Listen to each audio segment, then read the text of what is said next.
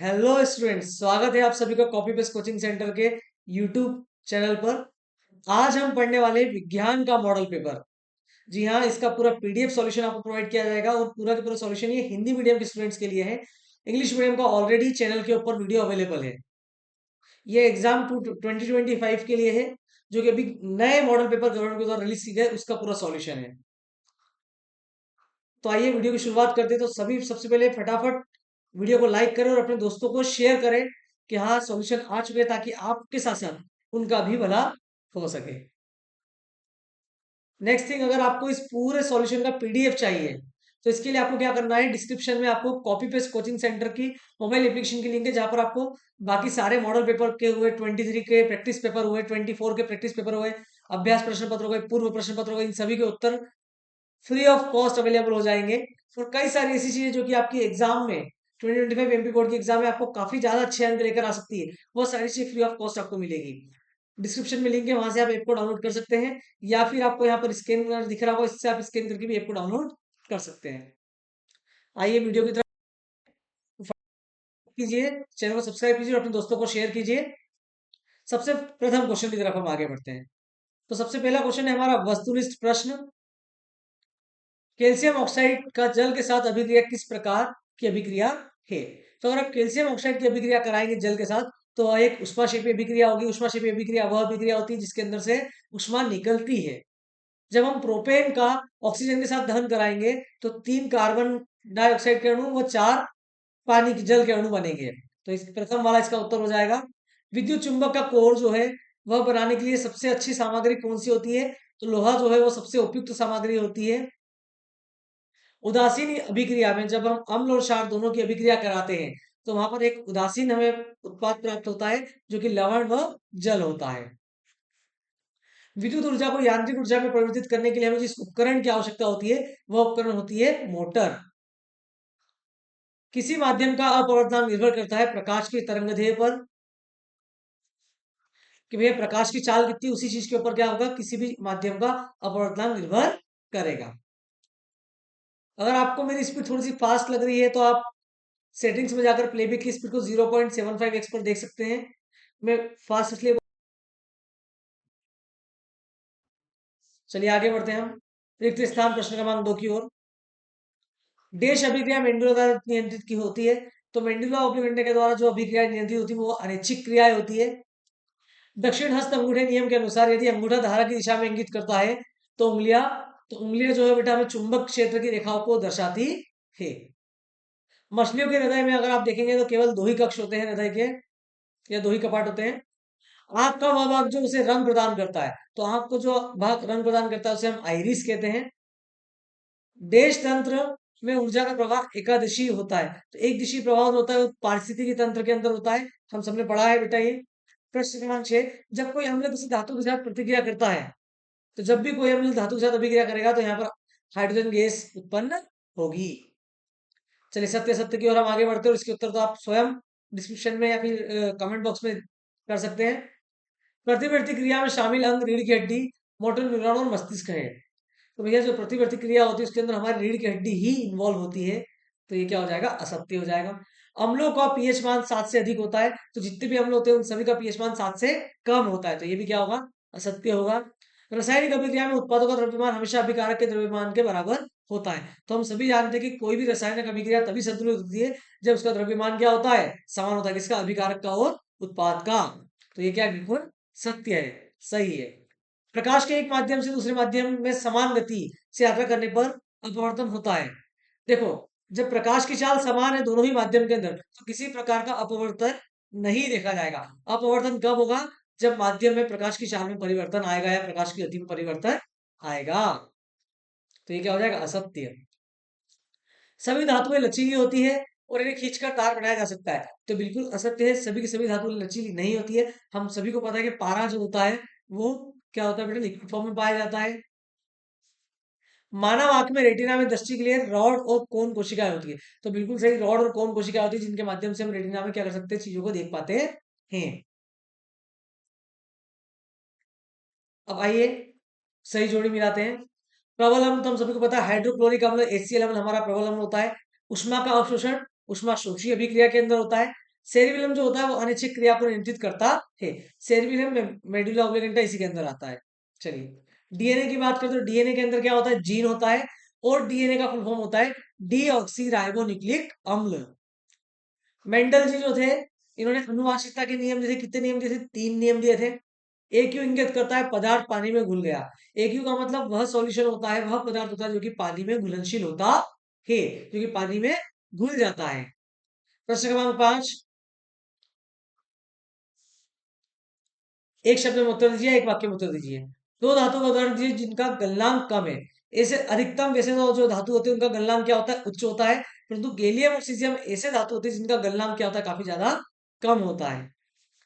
किसी क्षण चुंबक के बाहर चुंबकीय क्षेत्र रेखाओं की दिशा क्या होती है, तो कोई सी भी चुंबक हो उसकी हमेशा बाहरी क्षेत्र रेखा क्या होगी, उत्तर से दक्षिण ध्रुव की तरफ जाएगी, और आंतरिक जो होगी वो दक्षिण से उत्तर की ओर जाएगी। समझ में आया? चलिए, मनुष्य का सामान्य रक्तचाप कितना होता है, रक्तचाप का मतलब ब्लड प्रेशर होता है, तो 120/80 mmHg होता है।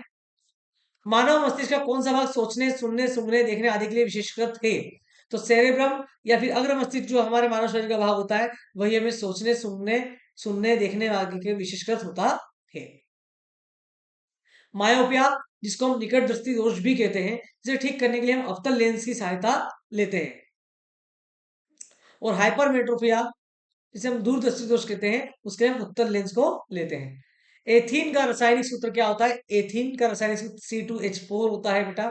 ठीक है, जिनको नहीं पता हो, CnH2n इसका फॉर्मूला होता है। जितने भी कार्बन के एटम होंगे हाइड्रोजन के अणु उससे क्या हो जाएंगे, डबल हो जाएंगे। एथेन की इलेक्ट्रॉनिक डॉट संरचना क्या है, एथेन का सूत्र होता है बेटा C2H6, और C2H6 तो कार्बन के 2 एटम और हाइड्रोजन के 6। यहाँ पर डॉट स्ट्रक्चर मैंने बनाया, इसी को अगर आप चाहो तो इस प्रकार से भी बना सकते हो, 2 कार्बन के एटम और 6 हाइड्रोजन के। ठीक है, जैसा आपको बनाना हो वैसा आप बना सकते हो। सेम मीथेन की इलेक्ट्रॉन डॉट संरचना, मीथेन जो होता है वो CH4 होता है, अल्केन ग्रुप का होता है ये बेटा। तो यहाँ पर हमारा एक कार्बन उसके 4 एटम, इसको अपन इस प्रकार भी बना सकते हैं, एक कार्बन और उसके 4 अणु, CH4। चलिए आगे बढ़ते हैं प्रश्न क्रमांक 7 की तरफ। काफी इजी प्रश्न है ये। निम्नलिखित अवयव के प्रतीक चिन्ह बनाइए जो परिपथ आरेखों में उपयोग किए जाते हैं। तो दो परिपथ बोले हमको, एक बैटरी का और एक प्रतिरोधक का चिन्ह बनाना है। बैटरी का चिन्ह आप सभी के सामने दिख रहा है, काफी ज्यादा इजी है, और प्रतिरोधक का चिन्ह तो उससे भी ज्यादा इजी है। ठीक है, ये एकदम कचरा प्रश्न है, एक अंक के। किसी भी चालक के प्रतिरोध जिन दो कारकों पर निर्भर करता है, तो किसी भी चालक के प्रतिरोध जो है वो निम्नलिखित कारकों पर निर्भर करते हैं। एक तो चालक की लंबाई, की भैया जो भी चीज है उसकी लंबाई कितनी है, उसका क्षेत्रफल कितना है, और तीसरा उस प्रकृति का पदार्थ क्या है या फिर उसका तापमान क्या है, इनके ऊपर भी निर्भर करता है। परंतु हमें मैंने 3 लिखे, आपको कोई भी 2 याद कर लेना, इसमें से आपका काम हो जाएगा। आगे बढ़ते प्रश्न क्रमांक 8 की ओर। तारे टिमटिमाते हुए क्यों दिखाई देते हैं, तो हम सभी जानते हैं कि भैया जो आपको तारे टिमटिमाते हुए दिखाई देते हैं, एक्चुअल में तारे कभी भी टिमटिमाते नहीं है, क्योंकि तारों के अंदर तो खुद का प्रकाश होता है। तो अब क्या होता है, तो जो तारों से प्रकाश आता है, तो तारे प्रकाश के वायुमंडल अपवर्तन के कारण टिमटिमाते हुए दिखाई देते हैं। क्या होता है बेटा, जब भी तारे प्रकाश पृथ्वी की ओर वायुमंडल से ऊपर जाता है, सिंपल भाषा में अगर अपन समझे, तो जो तारे होते हैं उनसे जो आने वाला प्रकाश हमारी आंखों तक आता है, तो वो वायुमंडल की कई सारी परतों से क्या करता है बेटा, निकलता है। और जैसे जैसे वो परतों को पार करते जाता है, तो उस परत के अंदर जो चाल होती है किसकी बेटा, लाइट की, वो क्या हो जाती है, प्रकाश की जो चाल होती है वो क्या होती है, परिवर्तन हो जाती है। इस कारण क्या होता है, यहाँ पर अपवर्तन होता है, जिसको हम क्या बोलते हैं बेटा, वायुमंडलीय अपवर्तन। तो वायुमंडलीय अपवर्तन के कारण हमें जो प्रकाश होता है वो क्या हो जाता है, मुड़ जाता है, जिससे तारे की स्थिति थोड़ी सी क्या हो जाती है, बदल जाती है, जिस कारण हमें तारे क्या होते हैं, टिमटिमाते हुए दिखते हैं। आकाश नीला क्यों दिखाई देता है, तो वायुमंडल के अणु के अंदर जो वायुमंडल के अंदर अन्य कणों तो जो नीला रंग होता है, वो अधिकतम रूप से क्या होता है बेटा, अपने आप को बिखेरता है, जिस कारण हमारी आंखों पर जो रंग पड़ता है वो नीला होता है, इस कारण हमें आसमान साफ व नीला दिखाई देता है। आइए आगे बढ़ते हैं। ब्रायोफाइलम की पत्तियां कैसे प्रजनन करती है, तो आप सभी को पता होगा, ब्रायोफाइलम जो है वो वानस्पतिक प्रवर्तन द्वारा होता है बेटा। इसकी पत्तियों के किनारों पर क्या होती है, छोटी छोटी कलियां उगती है, मतलब एक बड़ी पत्ती पर छोटी छोटी कलियां उग जाती है। अगर आपको पता होगा इस प्रकार का इसका ऐसा ऐसा डायग्राम होता है, यहाँ पर फिर ऐसे छोटे छोटे बर्ड्स उगते हैं इसमें, ये छोटी छोटी पत्तियां उगती है। और यही पत्तियां फिर क्या होती है, धीरे धीरे कलियां मिट्टी में गिर जाती है, और मिट्टी में गिरने के बाद धीरे धीरे यही पत्तियां बड़ी हो जाती है और विकसित हो जाती है, नए पौधे बन जाते हैं। अमीबा में द्विखंडन की प्रक्रिया का वर्णन कीजिए। अमीबा के अंदर द्विखंडन किस प्रकार से होता है? तो अमीबा के अंदर द्विखंडन जो होता है, देखो नाम से द्विखंडन मतलब दो चीज में विभाजन होगा। तो पहली चीज, अमीबा के अंदर जो विभाजन की प्रक्रिया कैसी है? अलैंगिक है। यहाँ पर मूल कोशिका दो समान संतति कोशिकाएं बनाती है, मतलब सेम टू सेम कोशिकाएं बनाती है। सबसे पहले नाभिक माइटोसिस, वो प्रक्रिया होती है जिसके माध्यम से नाभिक दो भागों में विभाजित होता है। जिसको नहीं पता, नाभिक का मतलब होता है न्यूक्लियस। फिर कोशिका द्रव्य विभाजित होता है, जिससे दो संतति अमीबा बनते हैं। और दोनों संततियों के अंदर कितना नाभिक होगा बेटा? एक एक नाभिक होगा। और ये दोनों की दोनों संततियां क्या होती है? माता पिता की एकदम समान होती है। प्रश्न क्रमांक 9, जो भी बच्चे चैनल पे फर्स्ट टाइम आए, चैनल को लाइक सब्सक्राइब करें, वीडियो को लाइक करें, अपने दोस्तों को शेयर करें। इस चैनल के ऊपर आपको सारे मॉडल पेपर के सॉल्यूशंस मिलेंगे। साथ ही साथ आपको 2023 के 2024 के जो अभ्यास प्रश्न होते हैं जो कि गवर्नमेंट के द्वारा आते हैं, उसके सॉल्यूशंस भी मिलेंगे। जिस भी बच्चे ने 23, 24 और 25 के पेपर कर लिए, उसके आराम से 70 से 80% बन जाएंगे। 23 के अभ्यास प्रश्न पत्र, 24 के अभ्यास प्रश्न पत्र, 25 का मॉडल और 25 के अभ्यास प्रश्न पत्र अभी आए नहीं है। जैसी गवर्नमेंट डालेगी वैसे हम सॉल्यूशन आप लोगों के लिए प्रोवाइड कर देंगे बेटा। चलिए आगे बढ़ते हैं हम। उष्माक्षेपीय और उष्माशोषी अभिक्रिया में क्या अंतर है? तो उष्माक्षेपीय अभिक्रिया वह अभिक्रिया होती है जिसके अंदर ऊर्जा निकलती है, उसका उष्माक्षेपीय अभिक्रिया कहते हैं। उदाहरण के तौर पे C+O2 CO2, उष्मा यहाँ पर क्या हो रही है? निकल रही है। उष्माशोषी अभिक्रिया वह अभिक्रिया होती है जिसके अंदर उष्मा का अवशोषण होता है। उष्मा क्या होती है? अवशोषित होती है। CO CO3 CaO+CO2, यहाँ पर उष्मा क्या हो रही है? अवशोषित हो रही है। ऑक्सीकरण और अपचयन अभिक्रिया को परिभाषित कीजिए। ऐसी अभिक्रिया जिसमें ऑक्सीजन की प्राप्ति या हाइड्रोजन की हानि हो। जब भी ऑक्सीजन क्या होगा हमें प्राप्त होगा या हाइड्रोजन क्या होगा? कम होगा, उस अभिक्रिया को हम ऑक्सीकरण अभिक्रिया कहते हैं। ऑक्सीकरण को ही हम लोग बेटा उपचयन भी कहते हैं। क्या कहते हैं? उपचयन। ध्यान रखिएगा, कई बार प्रश्न में उपचयन के नाम से भी पूछता है। अपचयन की अभिक्रिया क्या होती है? अपचयन की अभिक्रिया वह अभिक्रिया होती है जिसके अंदर हाइड्रोजन की प्राप्ति होती है और ऑक्सीजन की हानि होती है। ये जस्ट इसका क्या होता है? उल्टा होता है बेटा। आया समझ में? चलिए आगे बढ़ते हैं प्रश्न क्रमांक 11 की ओर। मेंडल के पृथक्करण नियम का क्या महत्व है? तो आइए, इस नियम के अनुसार जब युग्मों के निर्माण के समय दो एलील जोड़े पृथक पृथक हो जाते हैं, मतलब यहाँ पर जो दो एलील होते हैं वह जोड़े क्या हो जाएंगे? अलग अलग हो जाएंगे, और एक युग्मक में एक ही जोड़ा रहेगा। इसी प्रवृत्ति को हम पृथक्करण का नियम कहते हैं। चलिए आगे बढ़ते हैं हम। मेंडल के प्रभुत्व के नियम या मेंडल का प्रभाविता का नियम, दोनों एक ही बात है। इस नियम के अनुसार जब विपरीत लक्षणों के एक जोड़े को ध्यान में रखकर क्रॉस कराया जाता है तो पहली पीढ़ी में केवल प्रभावी लक्षण ही दिखाई देते हैं। जब भी हम लोग दो विपरीत लक्षण मान लें, जैसे कि उदाहरण के तौर पे एक अपन ने माना दो कैपिटल टी और एक दो स्मॉल टी, जब भी हम इन दोनों के बीच में क्रॉस कराएंगे तो जो पहली पीढ़ी आएगी उसके अंदर सारे के सारे प्रभावी कौन है? Capital T. तो सारे के सारे जो लक्षण दिखेंगे वो कैसे दिखेंगे? प्रभावी ही दिखेंगे। इसको हम प्रभाविता का नियम कहते हैं। यहाँ पर हमें नामांकित चित्र बनाना था बेटा। चित्र ऑलरेडी आप लोगों के सामने दिख रहा है, काफी इजी है, आप लोग बना सकते हैं। ठीक है, बुक में भी देके रखा है।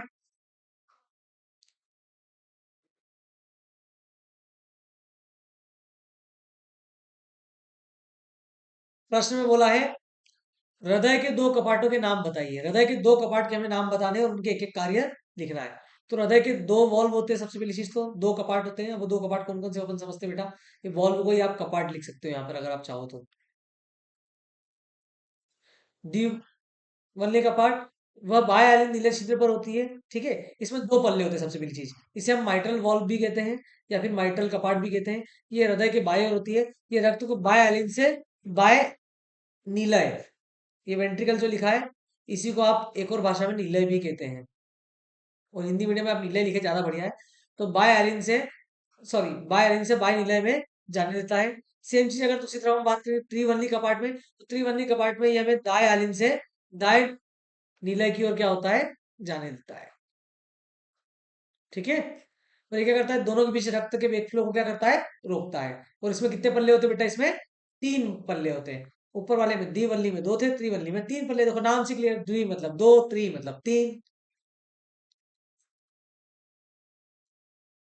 प्रश्न क्रमांक 13, आगे बढ़ते हैं। फिर रिपीट कर रहा हूँ, वीडियो काफी सारे बच्चे वॉच कर रहे हैं परंतु लाइक नहीं कर रहे। वीडियो को लाइक भी करें, चैनल को सब्सक्राइब भी करें और अपने दोस्तों के साथ शेयर करना बिल्कुल ना भूलें, ताकि हमें भी अच्छा लगे कि हाँ हम वीडियो बना रहे हैं तो हमें भी मोटिवेशन मिले।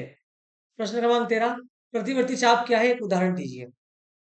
और पूरी वीडियो को ध्यान से देखिएगा ताकि मैं आपको लास्ट में बता पाऊंगी इसकी पीडीएफ आपको कैसे डाउनलोड करना है।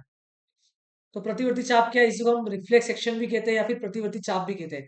तो प्रतिवर्ती चाप बिना सोचे समझे किसी उत्तेजना के प्रति एक स्वचालित त्वरित अनिच्छिक प्रतिक्रिया है। सिंपल भाषा में अपन समझे तो भैया, जब भी आप किसी गर्म चीज को हाथ लगाते हो तो फटाक से आप अपना हाथ उठा लेते हैं, तो यहाँ पर आपके मस्तिष्क का या फिर दिमाग का कोई भी काम नहीं होता है। ये पूरा के पूरा जो कंट्रोल किससे हो रहा है बेटा, रीढ़ की हड्डी से हो रहा है। तो इसी चाप को हम प्रतिवर्ती चाप कहते हैं, मतलब अचानक से होने वाली चीज है जो कि हमारे कंट्रोल में नहीं होती है। मानव शरीर में न्यूरॉन की भूमिका को समझाइए। तो न्यूरॉन जो होते हैं वो एक संदेशवाचक या संदेश वाहक होते हैं, मतलब ये सूचना ले जाने का काम करते हैं। ये मस्तिष्क के विभिन्न क्षेत्रों के बीच, साथ ही मस्तिष्क हुआ, रीढ़ की हड्डी हुई, पूरे शरीर तक सूचना भेजने का काम करते हैं। ये और विद्युत की तेज गति से करते हैं। ठीक है, चलिए। ओम का नियम क्या है, वो इसका गणितीय व्यंजक भी लिखिए। काफी सिंपल होता है ओम का नियम। यहाँ पर देखो भैया, जो चालक का वोल्टेज होता है उसमें प्रवाहित धारा के समानुपातिक होता है। मतलब सिंपल सी भाषा में, जो वोल्टेज है और जो करंट है वो दोनों क्या है, समानुपाती। मतलब अगर वोल्टेज बढ़ा तो करंट भी क्या हो जाएगा, बढ़ जाएगा। समझ में है कि नहीं? अगर वोल्टेज बढ़ा तो करंट भी बढ़ेगा, करंट बढ़ा तो वोल्टेज भी बढ़ेगा। अगर विद्युत धारा बढ़ी, वोल्टेज बढ़ेगा, वोल्टेज बढ़ा तो विद्युत धारा बढ़ेगी ही। सही, क्लियर है चीज। अब समीकरण में अनुपातिकता का स्थिरांक, जो इसमें स्थिरांक होता है वो क्या होता है, आर होता है। आर को हम कहते हैं प्रतिरोध। प्रतिरोध वह होता है जो कि करंट को या फिर विद्युत धारा को प्रवाहित होने से रोकने का कार्य करता है। इसकी इकाई ओम होती है, इसका प्रतीक ओम होता है। ठीक है, गणितीय अभिव्यक्ति इसकी V बराबर में IR होती है। श्रृंखला में जुड़े तीन प्रतिरोधों की कुल प्रतिरोध की गणना करें। भैया तीन प्रतिरोध है जो कि जिनकी हमें गणना करनी है, किसमें जुड़े, श्रृंखला में। जब भी ये श्रृंखला को अंग्रेजी में बोलते हैं सीरीज, जब भी ये श्रृंखला में जुड़े होते हैं, बड़ा आसान होता है, जितने भी दिए बस सबको जोड़ दो। R1 R2 R3, गिवन लिख दिया आपने, दिया है R1 2, R2 3, R3 5। अब कुल प्रतिरोध निकालना है तो कुल प्रतिरोध का सूत्र हो जाएगा R1 plus R2 plus R3। तीनों को क्या कर दो, जोड़ दो। तो जोड़ना बड़ा आसान है, 2 3 और 5 मिला कितने हो गए, 10 हो गए। बहुत बढ़िया। जिन भी बच्चों को इसकी पीडीएफ चाहिए या फिर और सारा फ्री मटेरियल चाहिए हमारी तरफ से, जो भी हमारे वीडियो सभी की आपको पीडीएफ चाहिए, डिस्क्रिप्शन में कॉपी पेस्ट कोचिंग सेंटर की मोबाइल एप्लीकेशन है, उस मोबाइल एप्लीकेशन को डाउनलोड कीजिए, वहां से फ्री में पीडीएफ डाउनलोड कीजिए। कोई पैसा आपको देने की आवश्यकता नहीं है। अपवर्तनांक को परिभाषित कीजिए। तो किसी माध्यम का अपवर्तनांक उसके निर्वात में प्रकाश की गति तथा उस माध्यम के प्रकाश की गति का अनुपात होता है। इसका सूत्र n बराबर c बटे v होता है। और पानी का जो अपवर्तनांक होता है वो 1.33 होता है। ये आपको याद करना है भैया, पानी का अपवर्तनांक। ओए क्या सिंपल प्रश्न है। एक उत्तल लेंस की फोकस दूरी 25 सेमी है। देखो यहाँ पर क्लियर बोला, उत्तल लेंस। उत्तल लेंस के अंदर जो फोकस दूरी होती है वो किसकी होती है बेटा, हमेशा प्लस की होती है, ध्यान रखिएगा। और अवतल लेंस के अंदर फोकस दूरी किसकी होती है, माइनस की होती है। यहाँ हमें लेंस की क्षमता की गणना करना है और बताना लेंस अभिसारी है या अपसारी है। नाम से क्लियर है, अगर उत्तल लेंस है तो उत्तल लेंस का मतलब ही कौन सा होता है, अभिसारी। तो ये तो बताने की जरूरत ही नहीं है। सूत्र क्या होता है, तो भैया लेंस की क्षमता का सूत्र होता है 100 बटे में एफ। अगर सेमी में दिया है तो 100 बटे में एफ, अगर मीटर में दिया है तो सूत्र क्या हो जाएगा, 1 बटे में एफ। ये निर्भर करेगा कि आपको प्रश्न में किसमें दिया है। अगर मीटर में दिया है तो ये वाला सूत्र लगाना पड़ेगा, सेमी में दिया है तो जो लगाया है ये वाला लगाना पड़ेगा। 100, एक की जगह में कितना मान रखना है, 25। 25 को 4 से भाग करा, 25 एकम 25, 25 चौक 100, तो 4 आया। भैया लेंस की क्षमता किस में नापते हैं, डायोप्टर में नापते हैं, डी में नापते हैं, प्लस में है। कौन सा लेंस है, उत्तल लेंस है, अभिसारी लेंस है। क्लियर हुआ है चीज। चलिए आगे बढ़ते हैं। प्रश्न क्रमांक 16, जीवों में पीएच मान का महत्व समझाइए और दो उदाहरण भी दीजिए। तो भैया जीवों के अंदर, मनुष्यों के अंदर कई सारे काम होते हैं। सबसे पहला एंजाइम गतिविधि। अधिकांश एंजाइम पीएच सीमा चाहिए।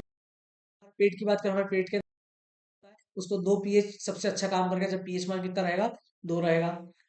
होम्योस्टेसिस, पीएच संतुलन, श्वसन हुआ, पाचन जैसी प्रक्रिया हुई, सेलुलर प्रक्रिया हुई, इन सबके लिए काफी ज्यादा क्या है, बहुत ज्यादा महत्वपूर्ण है। उदाहरण के तौर पे ऑक्सीजन को प्रभावी ढंग से परिवहन करने के लिए रक्त का जो पीएच है वो थोड़ा सा क्षारीय होना चाहिए, 7.4 हो तो क्या होगा, काफी ज्यादा बेहतर होगा। इसी प्रकार से मिट्टी के अंदर से अगर पोषक तत्वों को अवशोषित करना है तो वहां पर भी एक पीएच मान की आवश्यकता होगी। ये दो उदाहरण दिए, आप कोई सी भी उदाहरण दे सकते हैं अपनी बुक के। बेकिंग सोडा को गर्म करने पर होने वाली रासायनिक अभिक्रिया किस प्रकार होती है? तो काफी इजी रासायनिक अभिक्रिया होती है। पहली चीज जिसको नहीं पता हो, बेकिंग सोडा मतलब NaCO3, सोडियम हाइड्रोजन कार्बोनेट। ठीक है, तो सोडियम हाइड्रोजन कार्बोनेट को जब भी हम गर्म करेंगे तो एक तापीय अपघटन होगा। ठीक है, अपघटन होगा तो यहाँ पर टूटेगा किसमें, सोडियम कार्बोनेट में, Na2CO3 में, और साथ ही में जल व कार्बन डाइऑक्साइड बनाएगा। ठीक है, चलिए, और यह अभिक्रिया कैसी होगी, तापीय अपघटन अभिक्रिया। प्रश्न क्रमांक 17, जल प्रदूषण को कैसे नियंत्रित कर सकते हैं, कोई दो उपाय लिखिए। तो भैया दो उपाय जल प्रदूषण को कंट्रोल करें, सबसे पहला उचित अपशिष्ट जल उपचार। सुनिश्चित कर, सबसे पहली चीज तो है कि भैया जो भी उद्योगों से या फिर घरेलू घरेलू जो अपशिष्ट जल होता है, जो खराब जल होता है, उसका व्यवस्थित तरीके से क्या किया जाए, उपचार किया जाए, उसको भैया किसी भी नदी वगैरह या फिर ऐसी अच्छे पानी में ना मिलाया जाए। प्लास्टिक के उपयोग में कमी, प्लास्टिक का उपयोग हम जितना कम से कम करेंगे, जल इतना कम से कम क्या होगा, प्रदूषित होगा। वायु प्रदूषण के क्या कारण है? कोई दो कारण लिखिए। ये भैया 2 अंक के प्रश्नों का अंतिम प्रश्न है, इसके बाद से 3 अंक के प्रश्न प्रारंभ हो जाएंगे। तो भैया वायु प्रदूषण कम करने का सबसे पहला तरीका और सबसे आसान तरीका, जीवाश्म ईंधन का जलना। बचपन से पढ़ते आ रहे हो, ठीक है, बचपन से आप ये पढ़ते आ रहे हो भैया कि कोयला, तेल, प्राकृतिक गैस, इन सब में दहन की प्रक्रिया होती है तो इनसे कार्बन डाइऑक्साइड बनता है, सल्फर बनता है, जो कि प्रदूषण करता है। दूसरा, वाहन उत्सर्जन। भैया जो हम गाड़ी चलाते हैं, ऑटोमोबाइल इंडस्ट्री, इसमें से जो हमारी गाड़ी में से जो धुआं निकलता है, जिसको हम बोलते हैं कार्बन मोनोऑक्साइड, जो कि पूरे हवा को क्या करता है, दूषित करता है। क्लियर हुआ ये चीज? ये दो मुख्य कारण है जल को प्रदूषित, सॉरी, वायु को प्रदूषित करने के। यहाँ से 3 अंक के प्रश्न चालू हो रहे हैं, और सबसे सिंपल प्रश्न 3 अंक का सबसे पहला वाला पूछा गया है। देखिए, 3 अक्षर, जो लंबे समय तक वायु और पानी के संपर्क में आने के बाद भी जंग नहीं लगेगी, समय तक अगर आप जंग लगाओगे तो भी जंग नहीं लगेगी। जिसे सबसे अधिक विद्युत चालकता के लिए जाना जाता है वो क्या है बेटा, चांदी है। जिसे आसानी से चाकू से काटा जा सकता है वो है सोडियम पदार्थ। क्लियरिटी सबको माइंड में? चलिए आगे बढ़ते हैं हम। निम्नलिखित शब्दों को परिभाषित कीजिए। जंग, जब भी लोहा या फिर किसी भी चीज के ऊपर रासायनिक अभिक्रिया के कारण ऑक्सीजन पानी के संपर्क में आने से उस धातु की जो बाहरी परत रहेगी वो तो धीरे धीरे क्या होने लग जाएगी, खराब होने लग जाएगी। उसी को हम जंग लगना कहते हैं। उससे धातु क्या होता है, कमजोर होता है। तन्यता, तन्यता का मतलब होता है किसी भी धातु को खींचकर पतले तार के अंदर परिवर्तित करने की क्षमता को तन्यता कहते हैं। एनोडाइजिंग, एनोडाइजिंग क्या होती है बेटा, एनोडाइजिंग एक रासायनिक अभिक्रिया है जिसके अंदर हम एल्यूमिनियम की सतह पर ऑक्साइड की परत लगाते हैं, जिससे धातु में जंग नहीं लगती है। क्लियर हुआ बेटा ये चीज? चलिए आगे बढ़ते हैं हम। प्रश्न क्रमांक 19, बस 5-6 प्रश्न और बचे, फटाफट अपना ये खत्म हो जाएगा बेटा। चलिए आगे बढ़ते हैं। चुंबकीय क्षेत्र रेखा के चारित्रिक गुण लिखिए तथा रेखा चित्र की सहायता से समझाइए। तो चुंबकीय क्षेत्र रेखा की क्या विशेषता होती है? सबसे पहली विशेषता ये होती है कि भैया ये एक दूसरे को काट नहीं करती है। यहाँ पर देखो, ये रेखा जा रही है, ये जा रही है, परंतु एक दूसरे को कट रही है कि काट रही है क्या, नहीं काट रही है। ये कभी भी एक दूसरे को काटती नहीं है। दूसरा, ये रेखाएं हमेशा निरंतर वक्र होती है। वक्र मतलब देखो गोले के रूप में होती है। देखो यहाँ से यहाँ क्या, ये पूरा एक वक्र है, और उत्तरी ध्रुव से दक्षिण ध्रुव की ओर जाती है। ये देखो उत्तरी ध्रुव से किस तरफ जा रही है, उत्तर से दक्षिण की ओर जा रही है, हमेशा नॉर्थ से साउथ की ओर जाएगी। चलिए आगे बढ़ते हैं। एक सीधे धारावाही चालक तथा एक वृत्ताकार लूप। तो भैया देखो मैंने आपके लिए दोनों के चित्र बना दिए हैं, सीधा और धारावाही लूप। अब देखो, सीधे धारावाही चालक के चारों ओर चुंबकीय क्षेत्र रेखा है, संकेंद्रित वृत्तों के रूप में होती है। देखो यहाँ पर आपको संकेंद्रित गोले दिख रहे होंगे बेटा, संकेंद्रित, संकेंद्रित का मतलब होता है गोले के अंदर गोला, गोले के अंदर गोला, गोले के अंदर गोला। और इन वृत्तों का केंद्र चालक का अक्ष होता है। ठीक है, अब आगे वृत्ताकार लूप। तो वृत्ताकार लूप के चारों ओर चुंबकीय क्षेत्र रेखाएं भी देखो, इधर भी है, इधर भी है, सब दूर है। ठीक है, क्षेत्र रेखा चुंबकीय रेखाएं के समान होती है। हालांकि क्षेत्र की ताकत धीरे धीरे क्या होती जाती है, कमजोर होती जाती है। जितनी दूर रहेगा उतनी ताकत कम रहेगी, जितना पास रहेगा उतनी ताकत क्या होगी, ज्यादा होगी। चलिए आगे बढ़ते हैं हम।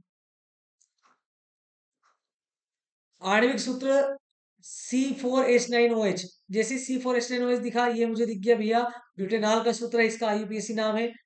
ठीक है, तो हमने फटाफट इसका क्या बनाया, चित्र बनाया, क्योंकि एल्कोहल ग्रुप के अंदर आता है। C4 थे, हमने सार C बना दिए। लास्ट में हमको OH बोला था, OH बना दिया हमने। और उसके बाद हमको क्या करना था भैया, उसके बाद हमको कार्बन बोले थे, नो, तो ये हमने बना दी भैया no carbon, no sorry hydrogen बोले थे नो, तो हमने नो हाइड्रोजन बना दिया। इसके संभावित समय वही क्या होते हैं, तो एक ब्यूटेनॉल, दो ब्यूटेनॉल, आइसोब्यूटेनॉल, इसके क्या है, समावयवी भी है। क्लियर ये चीज। चलिए आगे बढ़ते हैं। इन सबकी संरचना बनानी है, प्रोपेनॉल, एथेनॉल, एथेनॉइक अम्ल। बड़े आसान से संरचना आपके सामने दिख रही है स्क्रीन के, स्क्रीनशॉट ले सकते हैं आप चाहे तो।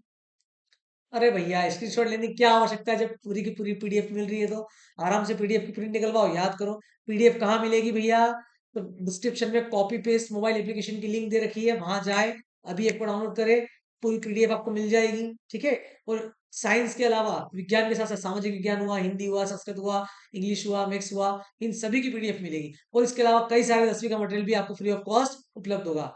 अगर आपको ये सारी चीजें पसंद आ रही तो वीडियो को लाइक जरूर करें। डिस्क्रिप्शन में हमने WhatsApp group, Telegram, Instagram, Facebook सबकी लिंक दी है, सब जगह पर जाकर हमको ज्वाइन करें।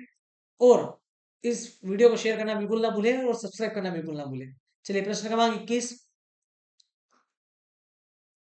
मानव पाचन तंत्र का चित्र बनाइए तथा लार के कार्य लिखिए। तो मानव पाचन तंत्र की अगर हम बात करें या लार के कार्य की बात करें, तो लार में पाए जाने वाले एंजाइम भोजन में मौजूद स्टार्च और वसा को तोड़ने में मदद करते हैं। ठीक है, तो भैया जो हमारे लार होती है, ये जो भी हमारे भोजन के अंदर एंजाइम्स होते हैं, ये क्या करते हैं भैया, स्टार्च और वसा को क्या करते हैं, तोड़ते हैं। लार के अंदर जो एंजाइम अवेलेबल होता है उसका नाम क्या होता है, अमाइलेज होता है बेटा।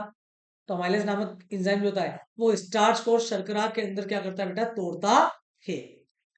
लार के अंदर मौजूद लिंगोल लाइपेस नामक एंजाइम होता है बेटा, ये क्या करता है, वसा को तोड़ने का काम करता है। अभी स्टार्च को शर्करा में परिवर्तित तोड़ रहा था, अभी वसा को तोड़ने का काम कौन कर रहा है, लाइपेस कर रहा है। ऊपर अमाइलेज क्या करता था, स्टार्च को शर्करा में परिवर्तित करता था।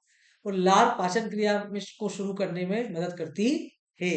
ठीक है, लार से जो हमारा खाना है वो बड़ी आसानी से हमारी जो ग्रसिका है इससे हमारे आमाशय तक भी जाता है। 5वां पॉइंट आप ये भी लिख सकते हो। मानव हृदय का चित्र बनाइए, लिखिए कि हमारा परिसंचरण तंत्र किस प्रकार का है। काफी ज्यादा इजी है ये भी भैया। चलिए आगे बढ़ते हैं। देखो चित्र तो आपके सामने दे रखा है, बुक में भी दे रखा है, वहां से भी बना सकते हैं। बाकी आगे बढ़ते हैं। मानव हृदय में रक्त परिसंचरण का दोहरा परिसंचरण कहा जाता है। तो मानव हृदय के अंदर जो भैया रक्त परिसंचरण का दोहरा परिसंचरण कहा जाता है, क्यों, कि हमारे हृदय के अंदर से 2 बार रक्त जाता है, क्योंकि रक्त शरीर के एक पूर्ण चक्र में हृदय में 2 बार हो जाता है। मतलब एक बार के चक्र में हृदय से कितनी बार जाएगा, 2 बार जाएगा। एक बार दाएं आधे हिस्से से ऑक्सीजन रहित रक्त के रूप में फेफड़ों से जाता है। पहली बार ऑक्सीजन रहित मतलब इसके अंदर ऑक्सीजन रहेगी, और दूसरी बार ऑक्सीजन युक्त। ठीक है, सॉरी, ऑक्सीजन रहित मतलब ऑक्सीजन नहीं, और ऑक्सीजन युक्त मतलब ऑक्सीजन के साथ। एक बार बेटा ऐसा रक्त जाएगा जिसके अंदर ऑक्सीजन होगी, और एक बार ऐसा रक्त जाएगा जिसके अंदर ऑक्सीजन नहीं होगी। तो ऑक्सीजन होगी तो उसके अंदर क्या होगी, CO2 होगी। चलिए आगे बढ़ते हैं प्रश्न क्रमांक 22 की ओर। मात्र 2 प्रश्न और बचे हैं। मादा प्रजनन तंत्र के किसी 4 भागों के नाम बताए, उनके महत्व लिखिए। देखिए भैया यहाँ पर मैंने आपको नामकरण कर दिया है, और 4 भाग हमने बताया। अंडाशय, तो अंडाशय जो होता है बेटा, ये अंडे का उत्पादन करता है। अंडाशय से एस्ट्रोजेन और प्रोजेस्टेरोन जैसे हार्मोन निकलते हैं, स्रावित होते हैं, जो कि मासिक धर्म या फिर जो पीरियड्स होते हैं या गर्भावस्था होते हैं, इनको क्या करते हैं, समर्थन करते हैं, इनको कंट्रोल करते हैं। फेलोपियन ट्यूब, फेलोपियन ट्यूब जो होते हैं बेटा, ये अंडे के अंडाशय से गर्भाशय तक पहुंचाने का कार्य करते हैं, और ये वह जगह होती है जहां पर आमतौर पर निषेचन की प्रक्रिया होती है। निषेचन की प्रक्रिया जहां पर शुक्राणु और अंडे आपस में क्या करते हैं, मिलते हैं। गर्भाशय की हम बात करें तो देखो नाम से क्लियर, गर्भाशय, तो गर्भाशय एक वह जगह होती है जहां पर अंडा प्रत्यारोपित होता है और बढ़ता है, यहीं पर भ्रूण बनता है, या फिर जो बच्चा है धीरे धीरे क्या होता है बेटा, बड़ा होता है। क्लियर हुआ बेटा ये चीज। योनि, मासिक धर्म के वक्त या पीरियड के टाइम पीरियड पर शरीर के जिस अंग से ब्लड हुआ या पस हुआ, ये सारी चीजें निकलती है, या फिर जहां से बच्चा जन्म लेता है इस नाल से, उसी को हम योनि कहते हैं। प्रश्न क्रमांक 22, कायिक प्रवर्धन जनन की विभिन्न विधियों और कृषि में उनके महत्व का वर्णन करें। तो कायिक प्रवर्धन के बारे में बता दूं, तो कायिक प्रवर्धन एक बेटा अलैंगिक प्रजनन की प्रक्रिया होती है। क्लियर हुआ ये चीज, जहां मूल पौधे को वानस्पतिक भाग जैसे जड़ हुआ, तना हुआ या पत्तियां जैसे नए पौधे उत्पन्न करते हैं। ठीक है, चलिए अब आगे बढ़ते हैं। तो ये वानस्पतिक प्रसार का मतलब ही बेटा आपका कायिक प्रवर्धन होता है, ध्यान रखिएगा। ठीक है, इसका मतलब ही क्या हो रहा है, कायिक प्रवर्धन हो रहा है। तो कायिक प्रवर्धन की तीन प्रक्रिया, कटिंग, लेयरिंग, ग्राफ्टिंग। कटिंग का मतलब इसके अंदर हम क्या करते हैं भैया, पौधे को, एक जोड़े को काटते हैं, उसको जड़ के अंदर डालकर नए पौधे तैयार करने लग जाते हैं। लेयरिंग, पौधे को हम क्या करते हैं भैया, मिट्टी के अंदर ढक देते हैं और उसके बाद उसको फिर क्या करते हैं, काट देते हैं। ग्राफ्टिंग, ये तब होती है जब हम दो अलग अलग पौधे के तने को आपस में जोड़ देंगे और एक साथ उनको बढ़ने देंगे। देखा कितनी इजी है। पौधों के अंदर वानस्पतिक प्रसार की जगह पर हम क्या करेंगे भैया, यहाँ पर वानस्पतिक प्रसार का मतलब ही कायिक प्रवर्धन होता है। तो वानस्पतिक प्रसार बीज अंकुरण की तुलना में तेज और अधिक विश्वसनीय होते हैं भैया, बीज बहुत जल्दी जल्दी बढ़ते हैं इनसे। वानस्पतिक प्रकार से नए फूल हुए, उनका रंग हुआ, उनकी सुगंध हुई, उनकी आकार हुई, उसके अपने अनुसार हम उनकी गुणवत्ता या विशेषता में कैसे सुधार कर सकते हैं।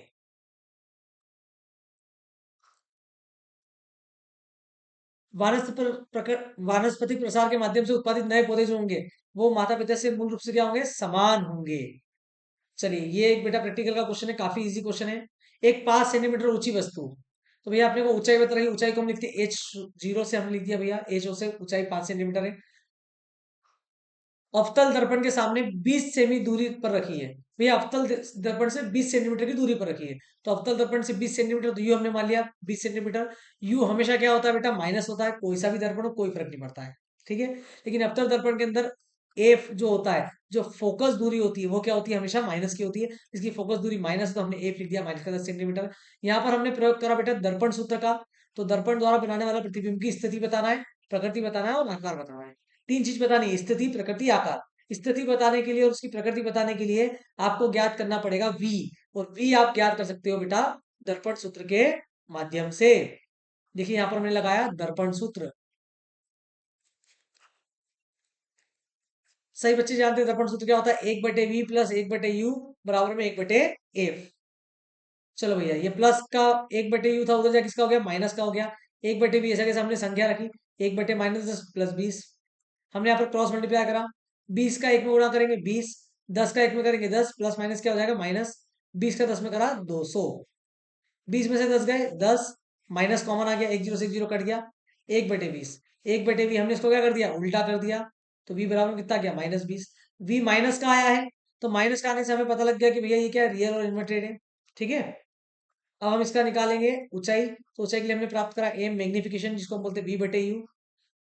v कितना था हमारा -20, u कितना है 20।